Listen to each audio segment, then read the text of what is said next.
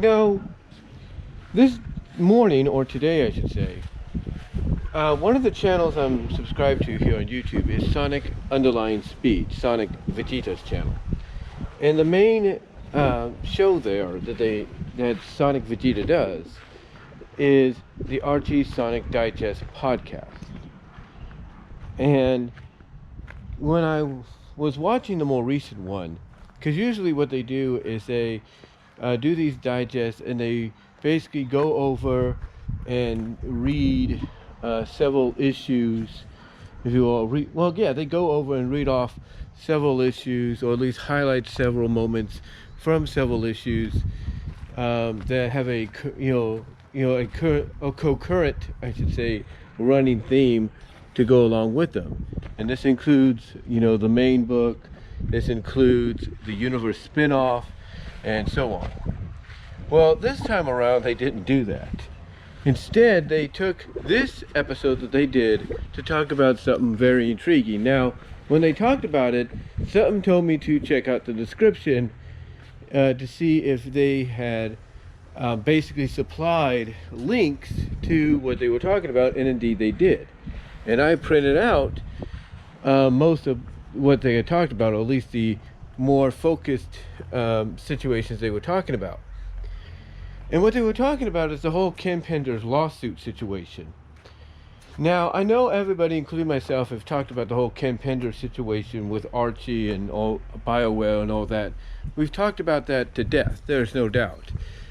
But apparently new information came out. Now, I will provide a link at the end here to the video that they did so you guys can check it out. But the plain and short of it is, it sounds like Penders, and this won't be a surprise to a lot of people, or at least to some people that, support him or don't support him or indifferent about him, Penders may have not been totally truthful in some of his allegations and his lawsuits and everything when it came to the characters that he was claiming.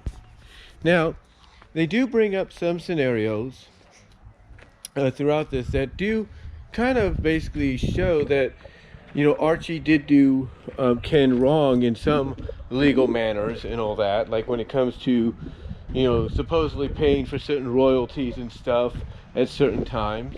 They do agree that that was kind of wrong on Archie's part, even though there is evidence, which they do talk about, that and kind of read off, that kind of shows that was what was agreed upon between both parties. But even though Archie had done Ken wrong, it looked like Ken had done them wrong, and not just because they weren't giving him what he wanted or anything like that, or I guess he kind of puts the blame on them for allowing his characters to be influenced into the Dark Brotherhood game that BioWare and Sega did. No. You see, he basically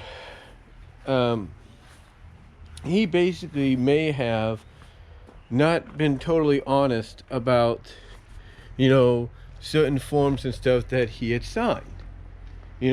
Because let's not forget, he had come out and said that, hey, I never signed any of these forms.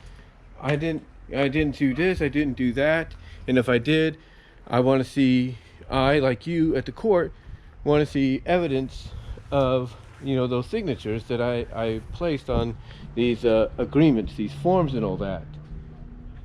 Well, here's the thing. Recently, it sounds like more evidence has come out that he may have indeed signed certain contracts and agreements that he denied never doing.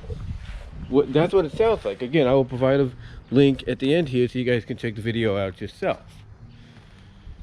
But it's really, excuse me. But it's really kind of interesting to learn about all this and have this all come out when the timing, I guess, couldn't be better. Because you see, Ken, depending on what you believe, is either wanting to negotiate and work with, or straight out wanting to sue Paramount over the usage of the father figure in the movie.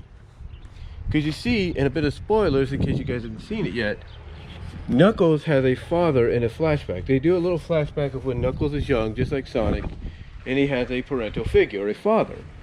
And Ken wants to sue, apparently, over that usage of the father figure, even though it has nothing to do with his lock figure that he created. So, yeah, the timing couldn't be more ironic for a lot of this sudden revelation, if any, to come out that maybe Ken wasn't being entirely truthful about the whole situation. And if that is indeed true, then if I'm Ken Penders, maybe I should backtrack on wanting to sue a company, a studio that, let's be honest, I know I'm not going to have a chance at winning, against, at all, period. But it's not just that either.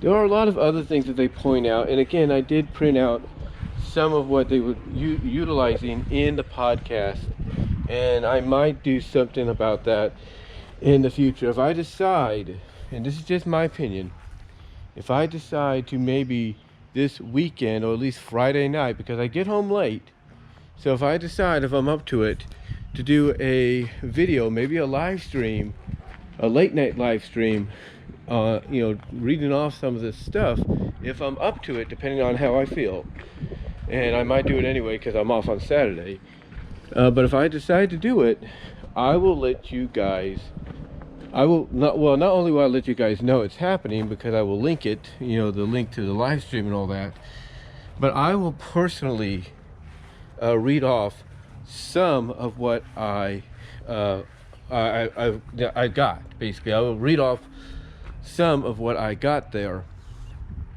and believe you me, it's really intriguing, especially, like I said, when you hear what they have to say. It's really intriguing on how this is all, come about and everything. How this all come about. They do, like, it, basically the gist of it is, the way these guys look at it on the Digest podcast is both sides, if not all three sides, are at fault here. Those sides being Penders, those sides being Sega, and that side being Archie. They're all at fault. They've all kind of probably, if not definitely, lied about certain situations, to get what they want. And now, ironically, some truth is starting to be unveiled, and some of that truth is making some, people like Ken Penders, and even those at Archie and potentially Sega, not look so good in the long run, because the truth is coming out about what they may have lied about. I mean, basically the gist of it is Ken may not have total ownership over his characters like he claims, and that some of that ownership, if not a majority of it, may lie in the hands of Sega themselves. But again, I will provide the video at the end here so you guys could check that out. You can check out the Digest podcast episode on it, and let me know what your thoughts are overall. Also, let me know if you've heard about this, evidence that has come out. A lot of this information is coming courtesy of Captain AWF, who got his hands on some of the documents. But that's all I wanted to say in response, and again, I'll probably do a live stream later down the line on it, and until then, peace.